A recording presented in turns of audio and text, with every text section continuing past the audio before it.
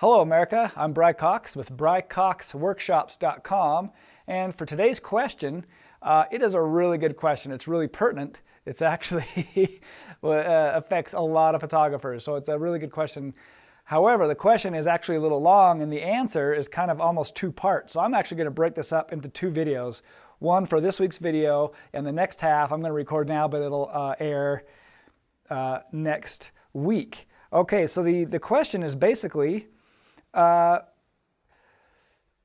I'm just going to summarize it. The photographer is asking about outputs. He's not getting the same output. Everything looks great on his screen, but it's not coming out great when he gets it back from the lab. So the question is two parts. The first part is, does it really matter which lab? Does it make a difference if he prints it at CVS, Walgreens, Costco, or a professional lab? Is that really that big of a deal?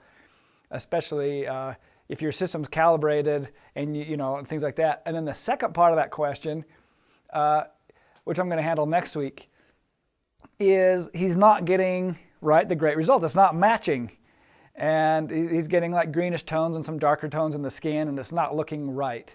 And the question is why. And so we'll go into that. There's a lot of things. In fact, this is actually, I've been thinking about this. I'm actually going to do a mini course on just calibration and all of this color space stuff, because even though I cover this in my workflow course, which is on Lightroom and Photoshop, and I cover it in my more extensive standalone Lightroom course and my Photoshop course, and I also do talk about it in my lighting course on setting up your camera and things like that, because really it's a thing all the way through.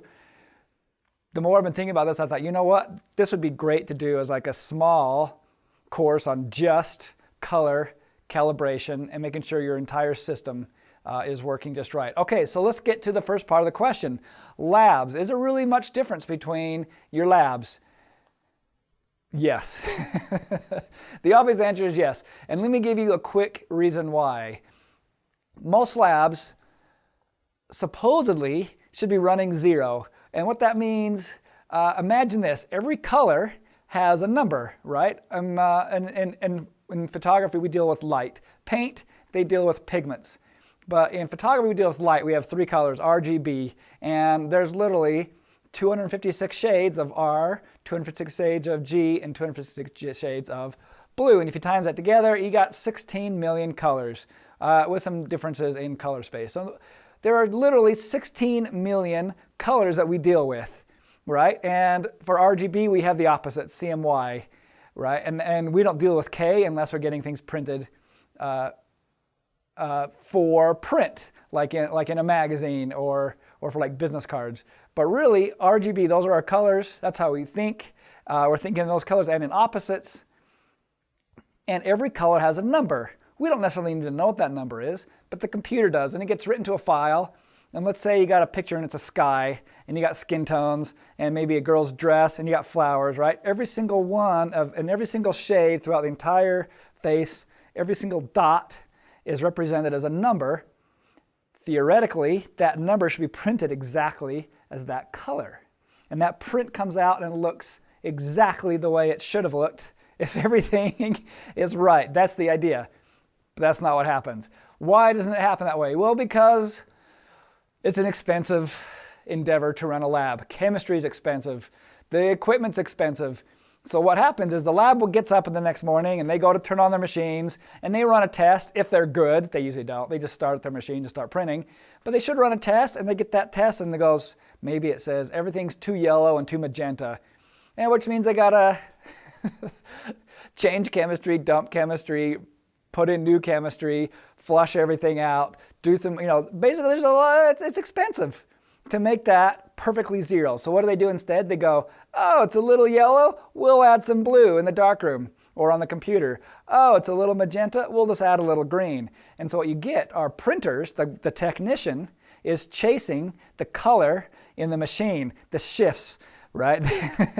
And so that's why if it's a cheaper lab, like let's say a CVS, a Walgreens, and yeah, even a Costco. Costco, I mean, they got some pretty nice machines there. But guess what? You're not going to get a really smart technician. It's just a guy that used to sell TVs that got assigned to run this big Fuji Frontier machine, and they're just going to push the buttons and prints are going to come out, and then they put a sticker on them and you pick them up, and right, there's no no.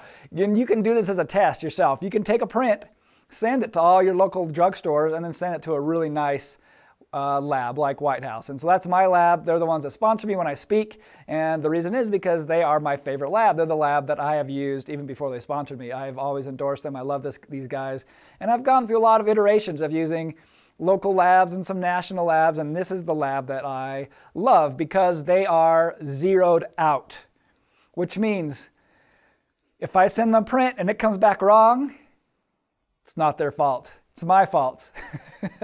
They print exactly the numbers. Whatever the number is in the file, it'll be exactly those colors. And so if you're a new customer with them, they will actually require you to print like 5 prints.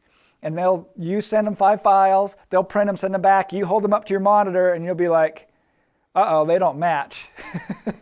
Because there's something wrong in my local ecosystem. Everything seems to look fine on my phone, it all looks fine when I put it on my blog, but when I get it printed, it's tougher, right? So yes, does it make a difference what lab you use? Yes, use a good lab, pay for the extra costs of using a good lab. And of course, my recommendation is White House, which is WHCC.com. That's their website. So then now you've got a great lab.